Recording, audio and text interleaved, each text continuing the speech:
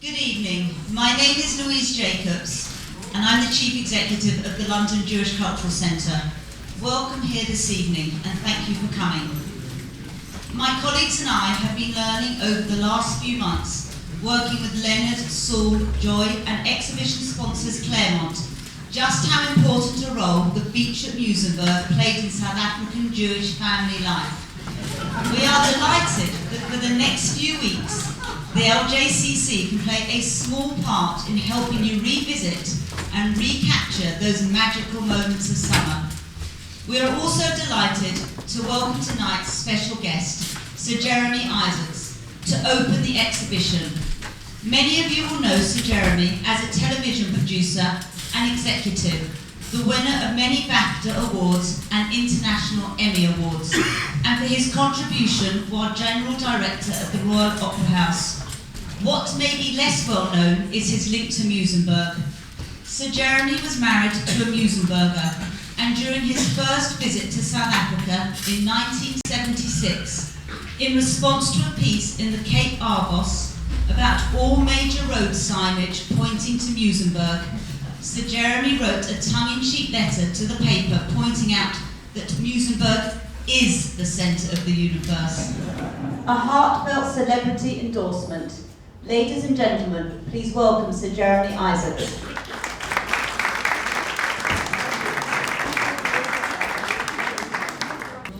Well, thank you very much. I'm very happy indeed to be here with you on this good occasion.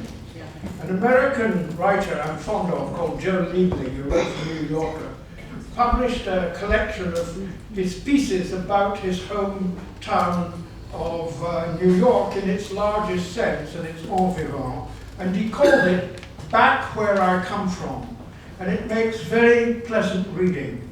And I think that it is an excellent thing to remember where you come from, and I think that this marvellous exhibition down here is a very good example of people who matter telling us where they come from and what they feel about.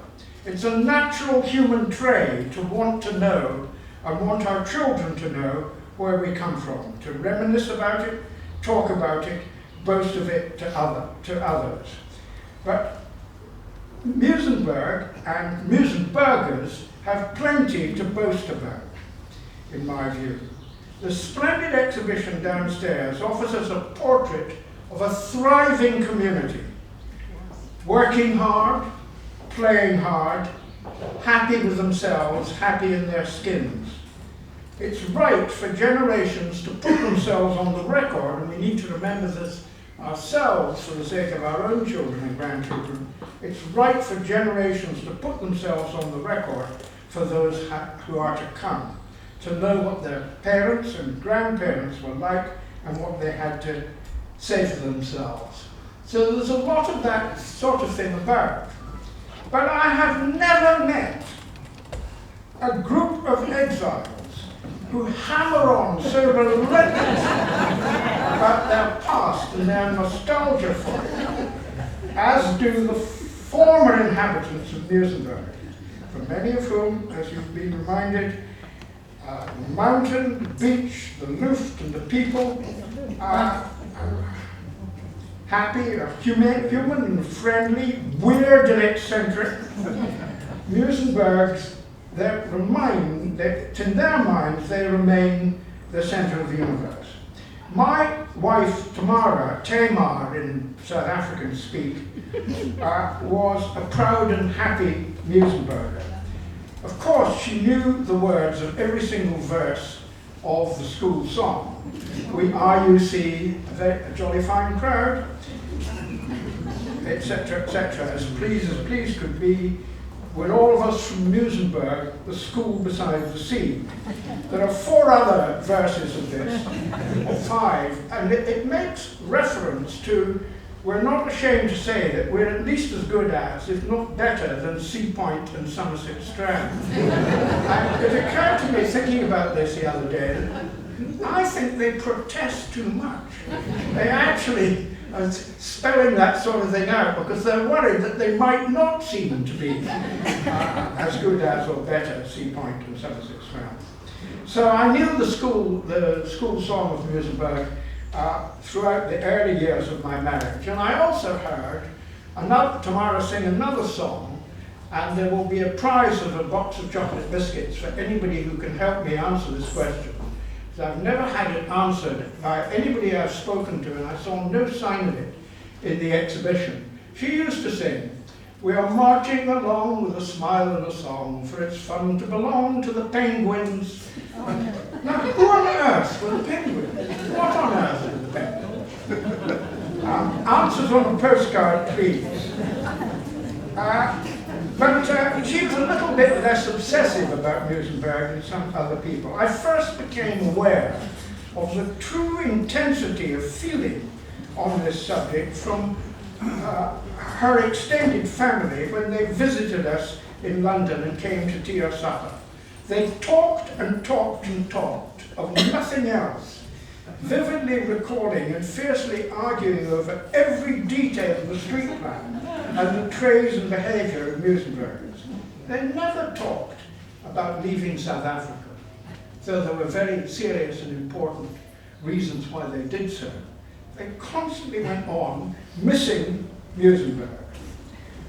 A seaside town, where you won't be told this on the information sheets downstairs, the sun went behind the mountain promptly at 4 o'clock every afternoon. And people came specially to Muizenberg to escape the heat of other prime spots on the Cape. I won't go into the Johannesburgers who came to the sea, surf, sand and snake pit for holidays they would never forget. So when I eventually got to South Africa in 1976, and on a second visit, in less happy circumstances in 1985, I was not surprised to find on the road signs on every highway and motorway that every road from the city centre, under Table Mountain, from Rondebosch or Kirstenbosch, which pointed east, pointed to Muizenberg. Stepping stones to the Indian Ocean, Mauritius, Madagascar and Mumbai.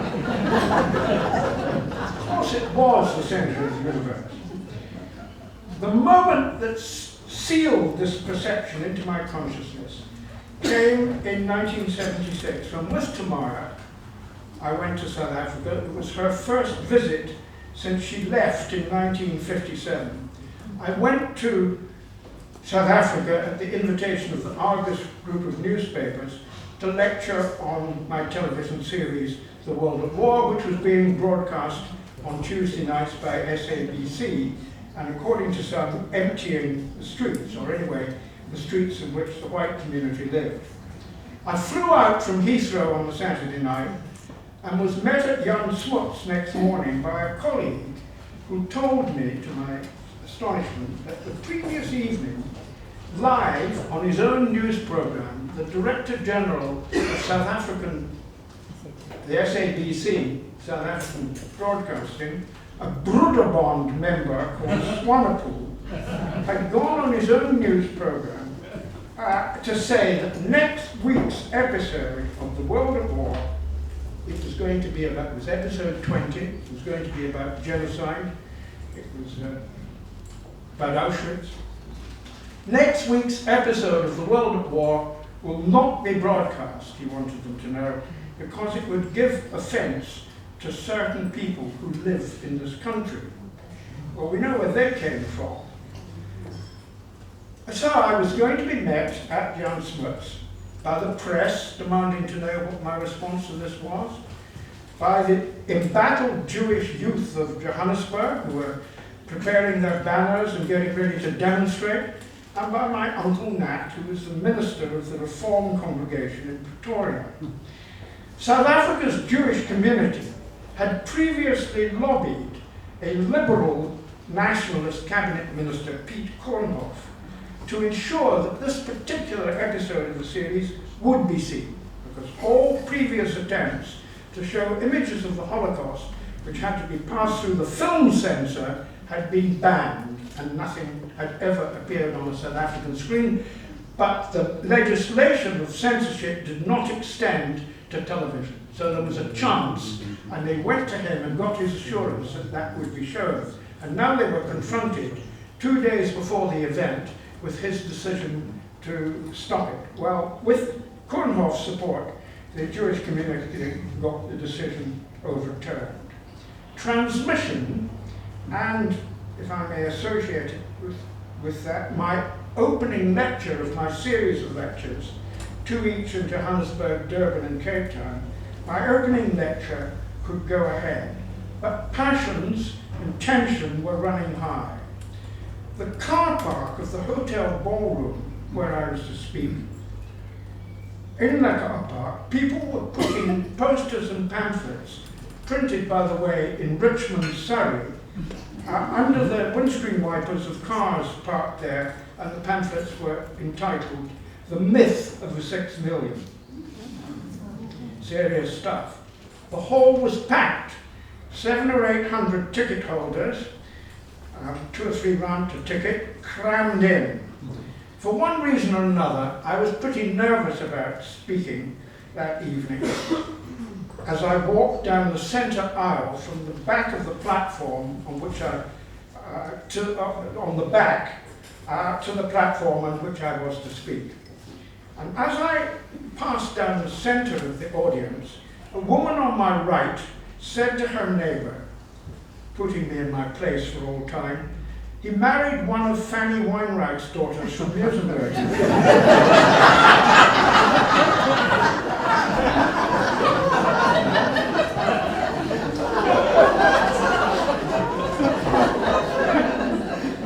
BAFTAs, Emmys,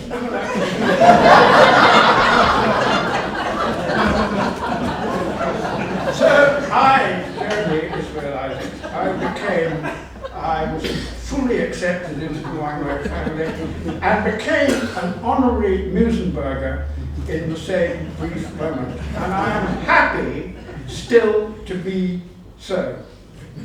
I congratulate the sponsors and organisers of this excellent exhibition, which I now declare open. And I make way for Leonard Weinreich, Fanny Weinreich's son,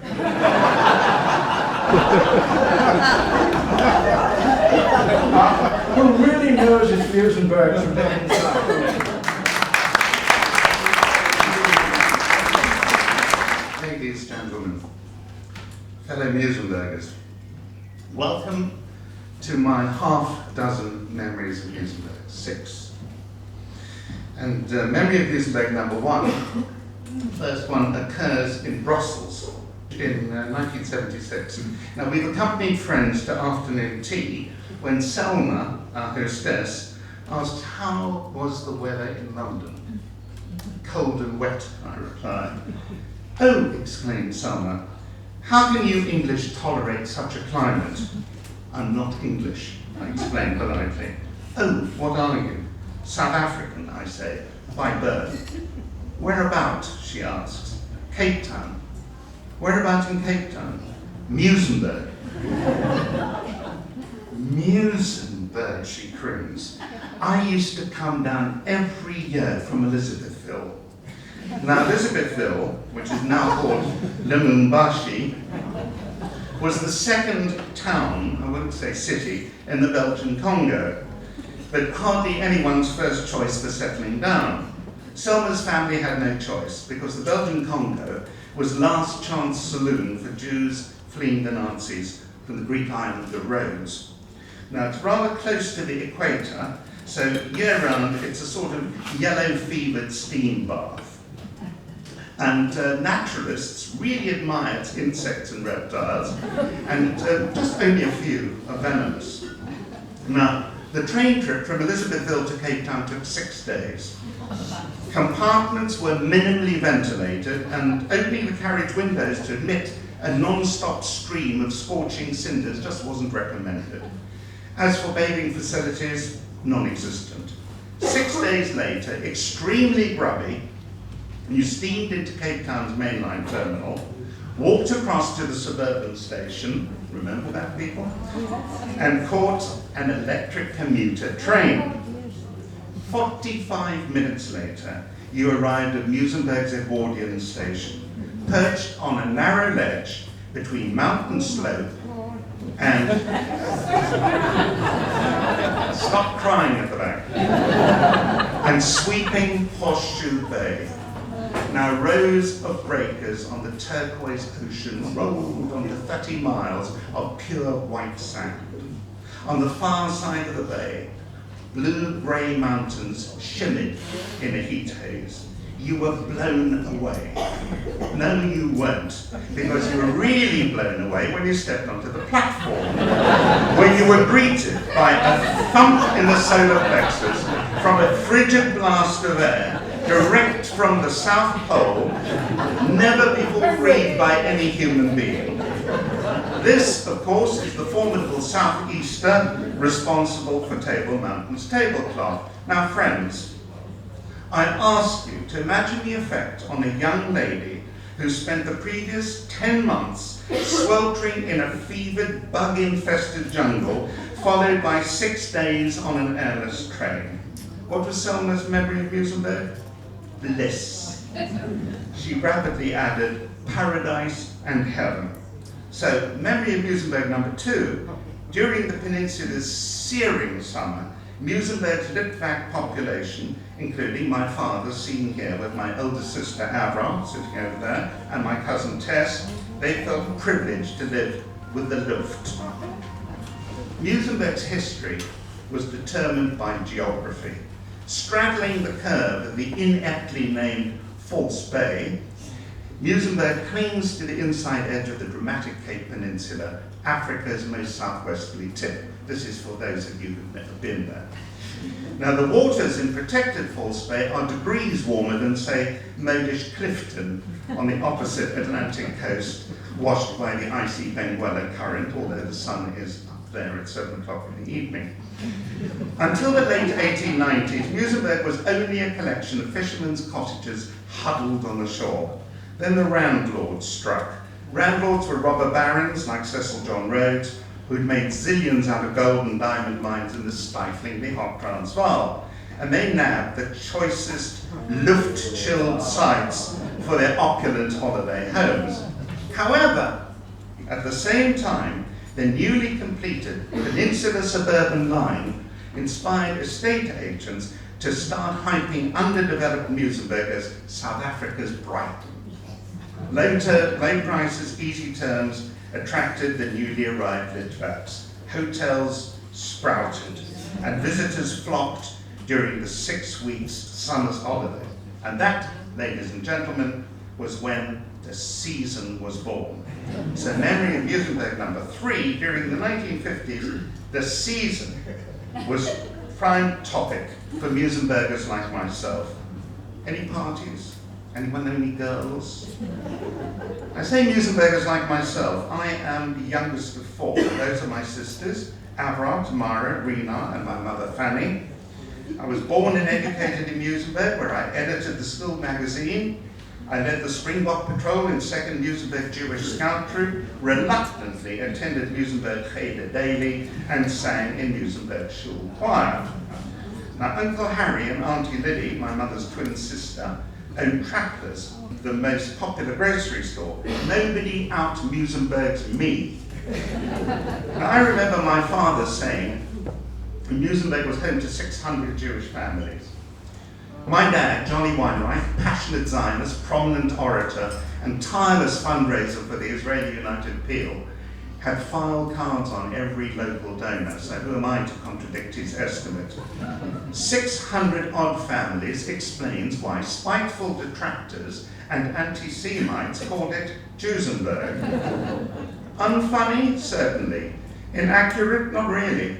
Because during the season, Muizenberg was the promised land.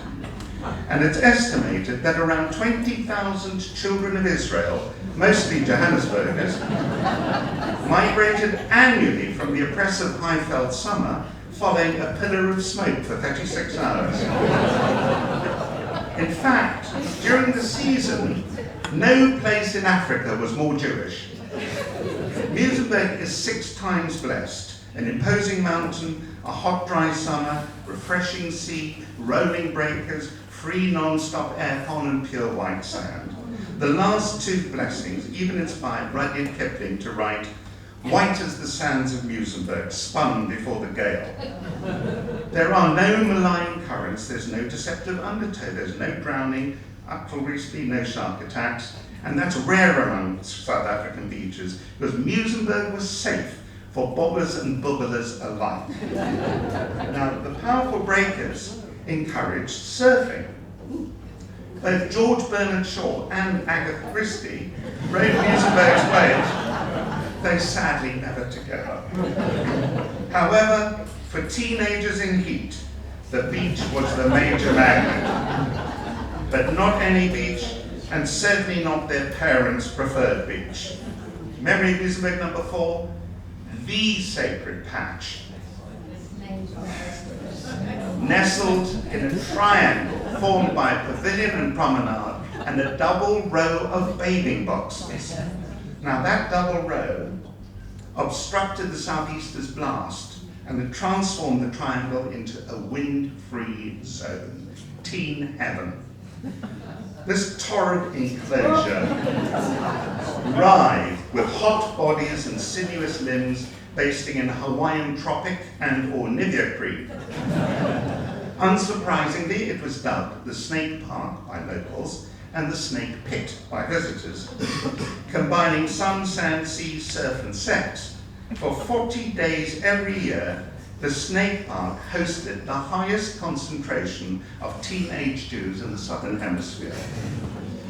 Now, the racial exclusivity cannot be overstated. In 1950, the great Margaret Burke White, the distinguished Life magazine photojournalist, noted that further along the coast was a beach known locally as Christian Beach. She added dryly that there was also an African beach. Now, here we pause for credits. First, my colleagues, Saul Isroff and Dave Pincus, then LJCC's professionals, Mandy King and Julia Wiener, without whom, forget it, no exhibition.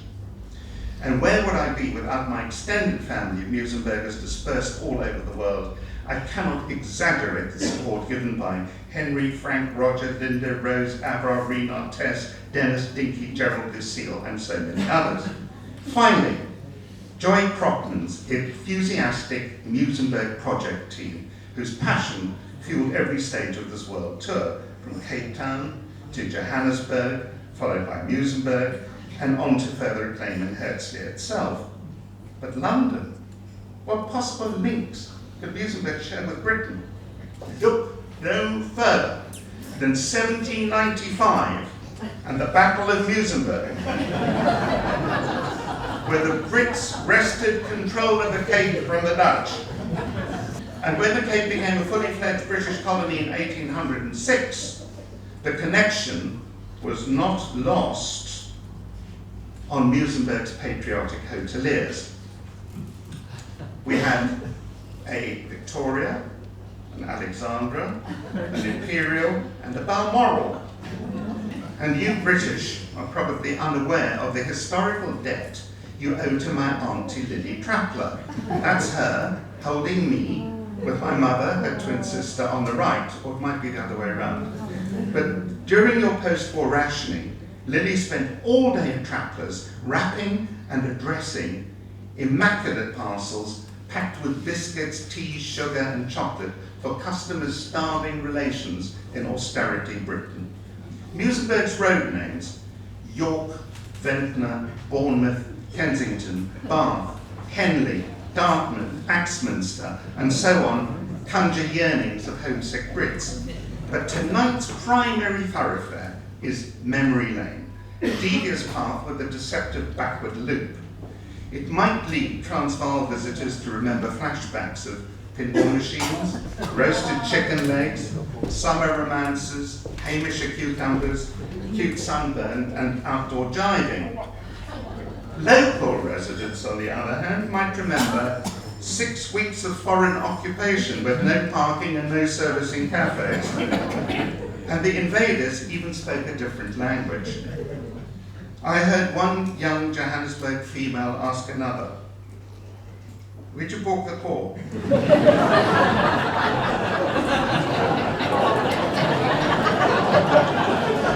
And the reply was, "In a bubble." Now, all memories are selective. All memories are selective and they're rose-tinted, but they are fading fast. Nostalgia cannot disguise the fact that by the mid-1960s, Muizenberg's tourist industry was on the skids. A new generation of Jews aspired to domestic pools rather than public beaches. Long-haul air travel, increasingly accessible, delivered destinations more sophisticated and more desirable than Muizenberg, if that is possible. Snooty Joburg Jews were resorting to the less windy holiday attractions of Plettenberg Bay, 400 miles east of Cape Town. And Muizenberg's hotels became dependent on their joyless pubs and bottle stores.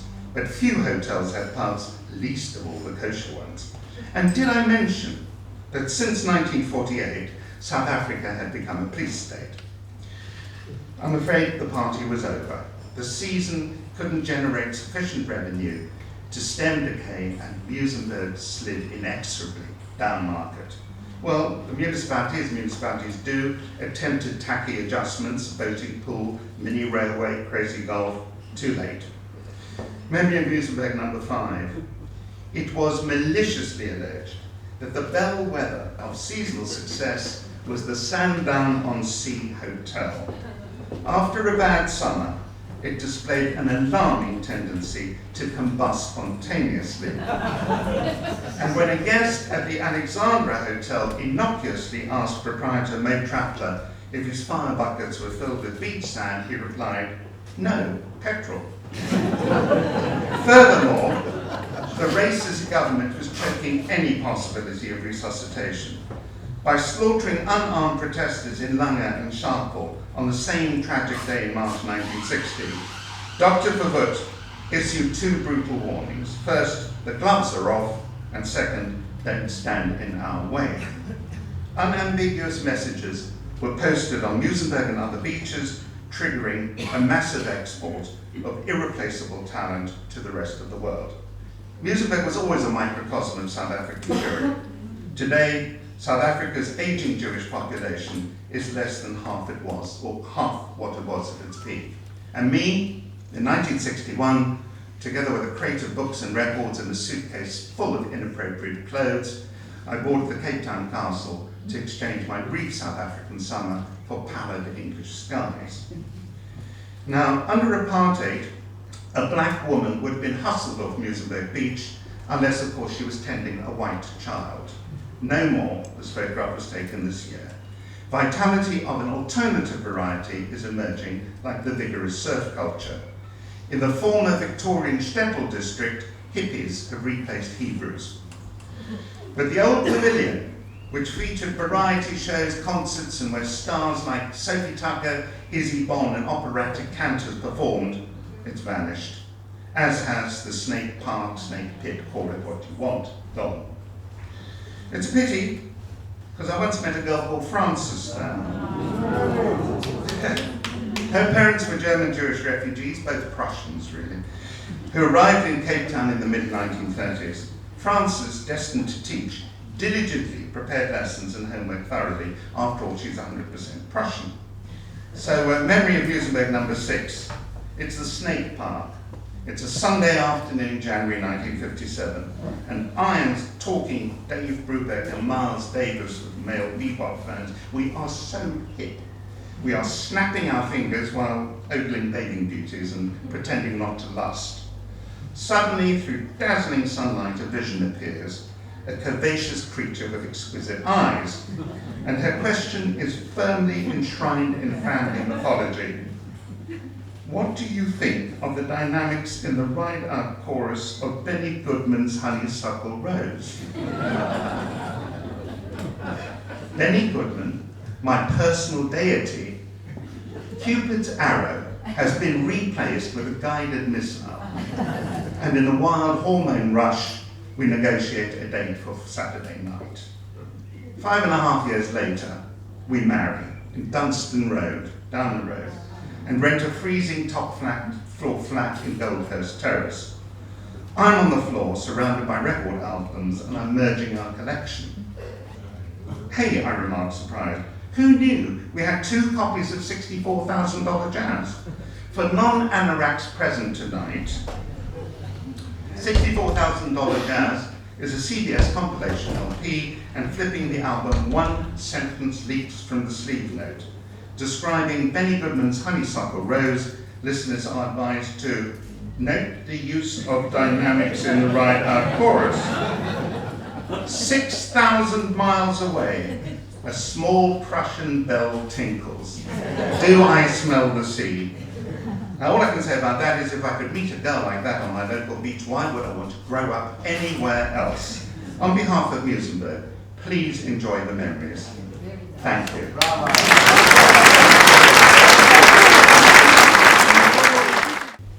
Leonard, you've spent many, many hours working on this project, and a simple thank you is not really adequate.